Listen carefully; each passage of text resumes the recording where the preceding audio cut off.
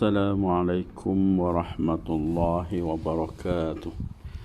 Alhamdulillahi rabbil alamin. Wassalatu wassalamu ala asyrafil anbiya wal mursalin wa ala alihi wa sahbihi ajma'in.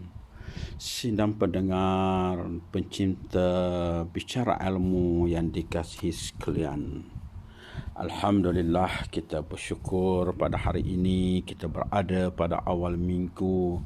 Mudah-mudahan minggu ini akan memberikan penuh kebaikan kepada kita di atas kerja buat kita.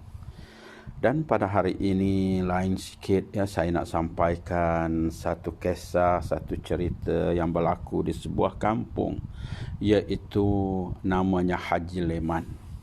Haji Leman ini, dalam kampung itu ada seorang pakcik yang terkenal dengan sifat dermawannya yang bernama Haji Leman ini. Mengikut cerita orang kampung, sebab Haji Leman ini dah meninggal, mengikut cerita orang kampung, Haji Leman ini bukanlah seorang yang kaya seperti sekarang katanya. Haji Leman bermula sebagai seorang pembantu kedai Cina, kedai runci Ahkwat namanya. Yang peliknya, sejak Haji Leman bekerja di kedai itu, makin ramai pelanggan yang datang. Nak kata Ahkwat selalu beri potongan harga menarik? Tidak juga. Tapi ayah orang kampung kata, dia agak semuanya ini mungkin kerana sifat baik Haji Leman. Apa yang Haji Leman buat? Bagi setiap barang yang dibeli pelanggan, pasti dia akan memasukkan sebiji dua gula-gula sebagai tanda perhargaan kepada pembeli tersebut. Macam dia buat kedai itu kedai dia pula? Bukan. Jangan silap sangka. Haji Leman buat itu awal-awal lagi dia minta keizinan dari toke dia. Dan dia bagi tahu pada toke, dia rela gajinya dipotong mengikut jumlah balang gula-gula percuma yang diberikan kepada pelanggan. Selagi tidak menjejaskan hasil jualan, Ahkwat akhir okey saja. Malah melihatkan kedainya semakin maju. Kadang-kadang Ahkwat tidak memotong pun gaji Haji Leman, bahkan diberikannya bonus. Haji Leman semakin berjaya. 10 tahun bekerja dan menerima ilmu dengan Ahkwat, Haji Leman berjinak-jinak membuka kedai runcit sendiri. Masih lagi sifat pemurahnya. Dan kalau dulu coklat sebiji 2, tapi sekarang Haji Leman sering memberikan tawaran-tawaran istimewa, potongan-potongan harga, cabutan bertuah dan sebagainya. Dari sebuah kedai runci berjumlah 10 buah. Itu hanya di Selangor. Kedainya mempunyai rangkaian seluruh negara dengan kira-kira 30 buah kesemuanya. Di setiap cawangan, amalan berniaga sambil menderma menjadi moto Haji Leman. Haji Leman ternyata menjadi seorang usahawan yang berjaya dan dihormati. Walaupun begitu, kepribadiannya tetap seperti dulu, merendah diri, ikut resmi padi, makin berisi, makin menunduk dan tidak sombong dengan kejayaan atau kekayaan yang dimiliki.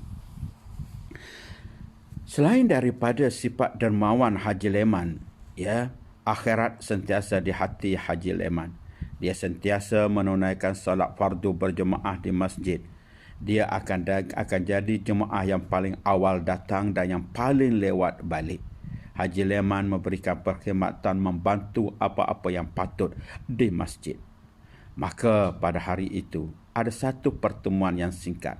Seorang anak muda yang teruja nak kenal siapa nak mendekati peribadi Haji Leman ini.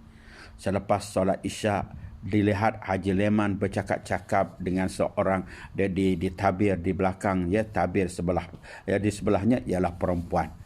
Maka lelaki ini mengambil kesempatan pergi kepada Haji Leman. Dilihati Haji Leman sedang mengarahkan jemaah wanita untuk mengambil pakaian-pakaian solat yang bertaburan, yang ada yang tak diurus dengan baik itu, disuruhnya dimasukkan di dalam plastik hitamnya, dan rupa-rupanya dia sedang mengutip, ya, dia sedang menggantikan dengan yang baru yang dibawa dalam beg plastik, yang beg plastik yang lain.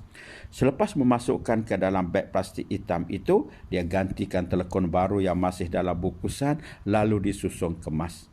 Pemuda ini mendekati Haji Leman dengan menawarkan tenaga untuk membantu dan disambut baik. Pada waktu itu, ada kesempatan untuk berkongsi dengan Haji Leman. Maka pemuda ini menanyakan pada Haji Leman, iaitu anak, ya, dia bertanyakan pada Haji Leman, ya, dia kata apa? Dia katanya, ialah Haji, saya sangat kagum dengan sifat Haji. Haji dikenali sebagai seorang yang sangat berjaya, tidak lokek dan seolah-olah tidak sayang dengan harta kekayaan yang diperoleh, dengan kejayaan yang dikecapi. Bolehkah Haji berkongsi resipi kejayaan kepada saya? Tanya pemuda tersebut. Tiba-tiba Haji Leman ketawa. Dia kata, wahai anak muda, kamu telah bertanya pada salah orang. Mengapa Tuan Haji? Sebab, ya, apa maksud Tuan Haji? Tanya pemuda tersebut.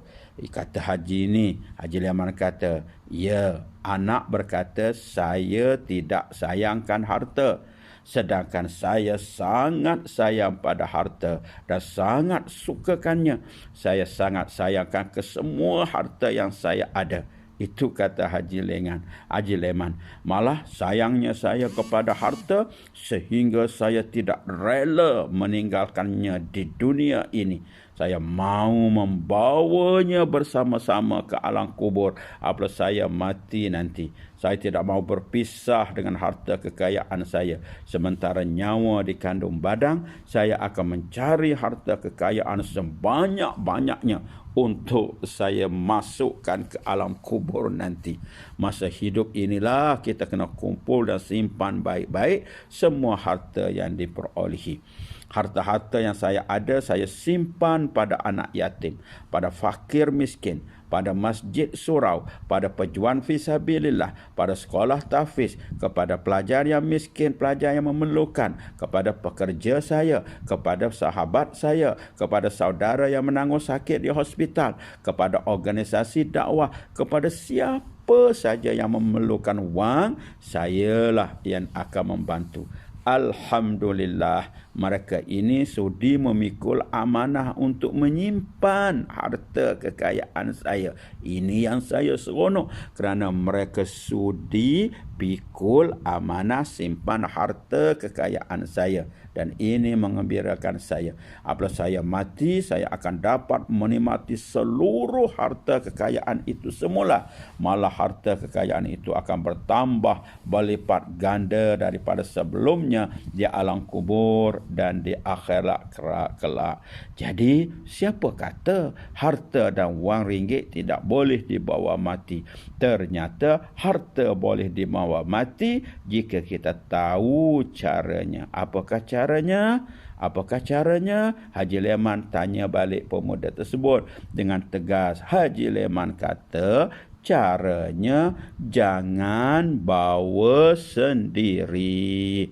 Minta tolong orang lain untuk bawanya. Minta tolong fakir miskin, anak yatim dan orang yang berjuang ke jalannya. Bawakan untuk kita, kerana kelak kita akan mati. Anak-anak dan keluarga hanya mampu membaluti tubuh kita dengan kain putih sahaja.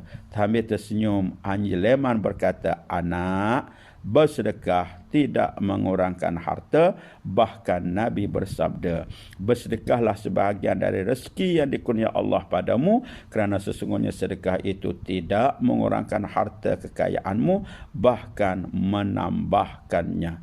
Allah perjumpaan Haji Leman dengan pemuda tersebut memberikan suatu semangat kepada kita untuk terus mengingatkan tentang harta kita perlu dibawa ke sana. Selamat berinfak, selamat bersedekah. Mudah-mudahan kita akan jadi orang yang beruntung setelah kita meninggalkan dunia ini. Betullah kata orang, duit, harta tidak boleh bawa ke kubur, tetapi harta menunggu kita di alam kubur. Selamat bersedekah. Sekian. Assalamualaikum warahmatullahi wabarakatuh.